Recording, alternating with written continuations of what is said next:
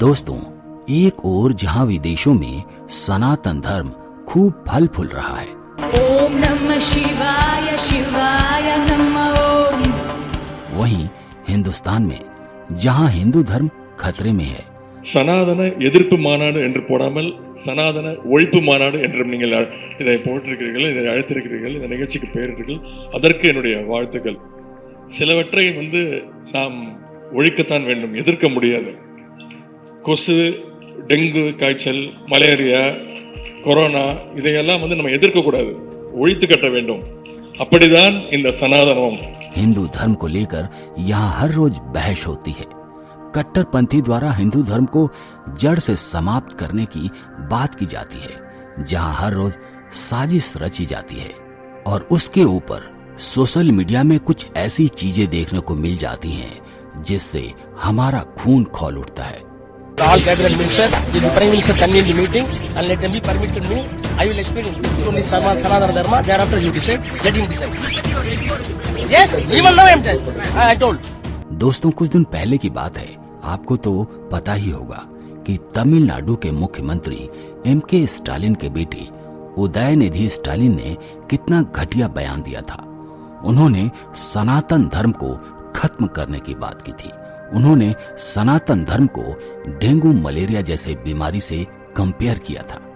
கொசு, டெங்கு காய்ச்சல், malaria, corona இதையெல்லாம் நம்ம எதிர்க்கக்கூடாது, ஒழித்து கட்ட வேண்டும். அப்படிதான் இந்த சனாதனம். अब सोचिए दोस्तों, कितना दुख होता होगा सनातन प्रेमियों को ऐसी बात सुनकर।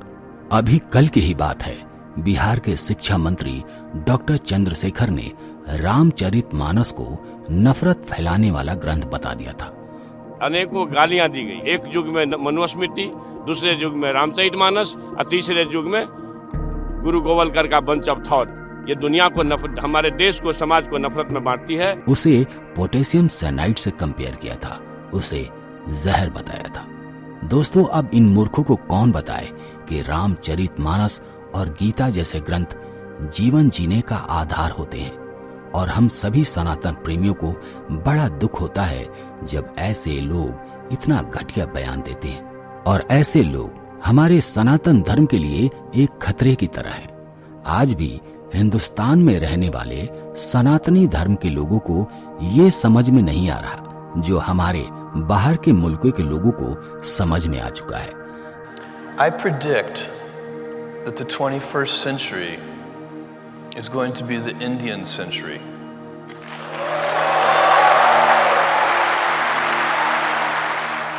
Vishnu sleeps in the cosmic ocean.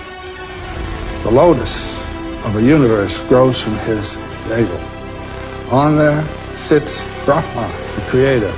Brahma opens his eyes, a world comes into being. ऐसी ही एक बच्ची आज हमारे साथ है, आलिया खान। कि चाहे गीता हो या रामचरितमानस हो, ये जितने भी पवित्र ग्रंथ हैं सिर्फ हमें एक ही मैसेज देते हैं, इंसानियत।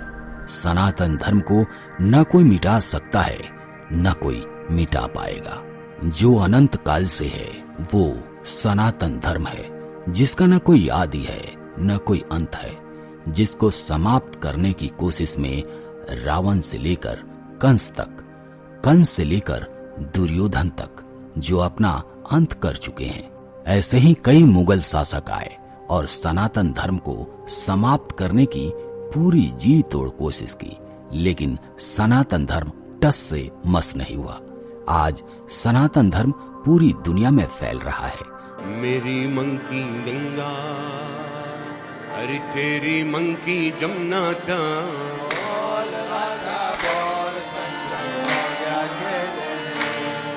और सारी दुनिया सनातन धर्म के बारे में जान चुकी है और उसे फॉलो कर रही है। कि ये जो हिंदू है ये किसी चाइनीज को, किसी अमेरिकन को, किसी यूरोपियंस को अगले 25 से 50 साल में बहुत पीछे छोड़ के जाने वाला है। धर्म सिर्फ एक ही है, मैंने बताया, धर्म सिर्फ एक ही है, सनातन। बाकी सब मजहब है। मजहब का मतलब होता है मजे लेने वाला हब, जहाँ अम्मी जान, बुआ जान, बहन जान, खाला जान, फूफी जान, सारी जान। बाहर के मुस्लिम देशों में सनातन धर्म को अपने पूर्वजों का धर्म मानकर उसमें पूरी आस्था रखते हैं और आस्था के साथ साथ पूरी विधि विधान से हिंदू धर्म के द्वारा वो पूजा पाठ भी करते हैं। जो एक हिंदुस्तान के लिए गर्व की बात है। हमारे देश में सिद्धि विनायक गणेश भगवान की पूजा बड़े धूमधाम से मनाई जाती है। ये सिर्फ हिंदुस्तान में नहीं बल्कि बाहर देशों में भी बड़ी धूमधाम से मनाया जाता है, जो हिंदुस्तान के लिए बड़े गर्व की बात है। हमारे देश में सिद्धि विनायक गणेश भगवान की पूजा बड़े धूमधाम से मनाई जाती है और ये सिर्फ हिंदुस्तान में नहीं बल्कि बाहर के देशों में भी, विदेशों में भी इस पूजा को लेकर लोग बड़े उत्साहित रहते हैं और बड़े धूमधाम से इस पूजा को मनाते हैं, जो पूरी दुनिया में एक मिसाल कायम करती है। आपको जानकर हैरानी होगी कि भगवान गणेश के जयकारे भारत से हजारों मील दूर अफ्रीकी देश घाना में भी गूंज रहा है। यहाँ गणपति की वैसी ही भक्ति, उतनी ही धूमधाम से पूजा और उतने ही उत्साह के साथ मूर्ति विसर्जन किया जाता है।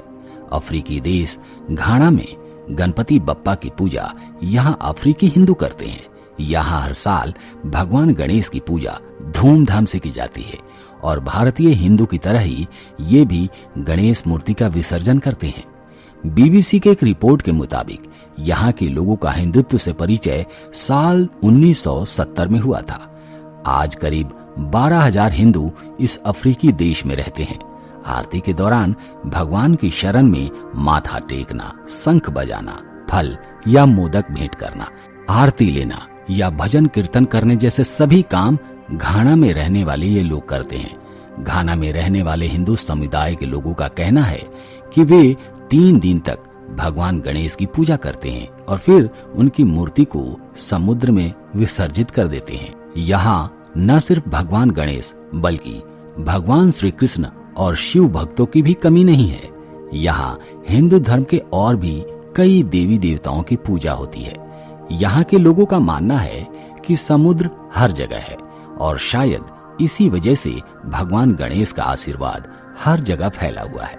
हर किसी का भगवान में विश्वास होना चाहिए, वो हमारी सभी मुश्किलों को दूर करते हैं। दोस्तों, इसके अलावा तिब्बत में भगवान गणेश जी को दुष्ट आत्माओं के दुष्प्रभाव से रक्षा करने वाला देवता माना जाता है। यहाँ भगवान गणेश जी की प्रतिमा को बौद्ध विहारों एवं मंदिरों के द्वार के ऊपर स्थापित किया गया है। तिब्बत में कहा जाता है कि भगवान बुद्ध ने अपने शिष्यों से गणपति हृदय नामक एक मंत्र जपवाया था। यहाँ बुद्ध का एक चिन्ह हाथी है और गणपति का मस्तक भी हाथी ही है, जो कुछ समानता बताता है। नेपाल में गणेश मंदिर की स्थापना सर्वप्रथम सम्राट अशोक की पुत्री चारुमित्रा ने की थी तथा उन्हें बौद्धों के सिद्धिदाता के रूप में माना गया है। ईसा से 236 वर्ष पूर्व मिस्र में भी भगवान श्री गणेश के कई मंदिर हुआ करते थे। उस समय इन्हें कृषि रक्षक के नाम से पूजा जाता था। किसान अपने खेत में ऊंचे स्थान पर भगवान गणेश की प्रतिमा स्थापित करते थे, जिससे फसलें रोग मुक्त रहती थीं, पैदावार अच्छी होती थी। विद्वानों का मानना है कि भारत के बाहर गणेश पूजन का प्रसार बौद्ध धर्म के साथ ही हुआ। थाईलैंड, जावा एवं बाली में गणेश जी की पूजा की जाती है। और दोस्तों, कुछ दिन पहले ही हमने वीडियो में बताया था कि इंडोनेशिया में नोट पर भगवान गणेश की फोटो है। अब इससे आप अंदाजा लगा सकते हैं कि वहाँ भगवान गणेश की पूजा कितनी धूमधाम से होती होगी। इसी प्रकार श्रीलंका और म्यांमार में भी विभिन्न रूपों में भगवान गणेश की पूजा की जाती है। भारत में इंदौर का रिद्धि सिद्धि गणेश मंदिर तथा रणथंभौर का गणेश मंदिर विश्व प्रसिद्ध है। तो दोस्तों, आज के वीडियो में इतना ही। आशा करते हैं कि आपको वीडियो पसंद आई होगी।